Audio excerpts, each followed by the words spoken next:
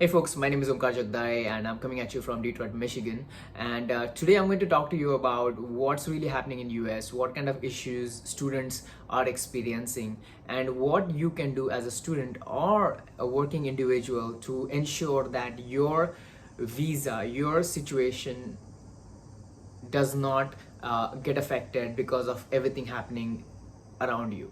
So number one thing, right now ICE just came up with new information that universities that do not have on-campus classes in fall semester will have to let go of their international students. So international students who are attending these universities who only have online classes will have to go back to their countries, and once their classes start back they can come back. But now if you're going through something like that, and what I would suggest is, this is what I would suggest. First of all, contact your university and find out what is happening with their program and what kind of classes will they be taking in fall. From my experience, if you're a master's student or an undergrad student, so far a lot of universities have already stated that they will be switching back to fall classes, and one of the classes you can take on campus, or half of the classes what you are going to be taking can be on campus. So a lot of universities are coming up with these hybrid classes,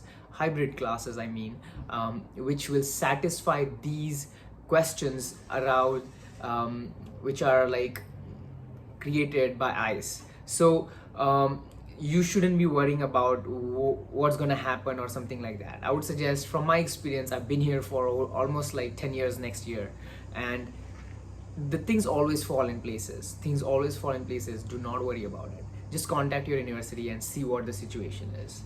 Second, option I would suggest is, let's say your university has not switched to on-campus classes, or they have not developed these hybrid classes that satisfy requirements put by ICE. This is what I would suggest. Transfer your university. Find a university that has already said that they will have hybrid classes. They will ensure that these hybrid classes will satisfy the ICE requirements. What I would suggest is, find a university which is most probably closer to your home, somewhere local area. For example, in Detroit area, we have universities like Lawrence Tech, Wayne State, University of Michigan, which are accredited universities. These are top universities. They understand what immigrants have to go through. They have a lot of international population, and these schools will usually make these kind of changes so that they can accommodate international students. So find universities close to you that can allow you to stay here. Third option is, I would say, look into other options outside of US. I know this may be coming at you a little bit weird, where you may be thinking, well, I want to stay in US, this is where I came. I totally understand. Just like you, I had to go through a lot of situations. Times are tough right now in US, and a lot of my peers, a lot of people who have been working here for 5-10 years have looked into options outside of US. One of the options they have looked into is Canada immigration. So I'll just give a quick tip about Canada immigration. So it shouldn't cost you more than $2,000 to $3,000. If you have already completed your undergrad or master's in US, your chances of getting accepted in Canada goes really high. If you have 1 year experience on top of your undergrad here, it also increases your chances to move to Canada faster. The application usually takes 6 to 8 months. You usually get accepted.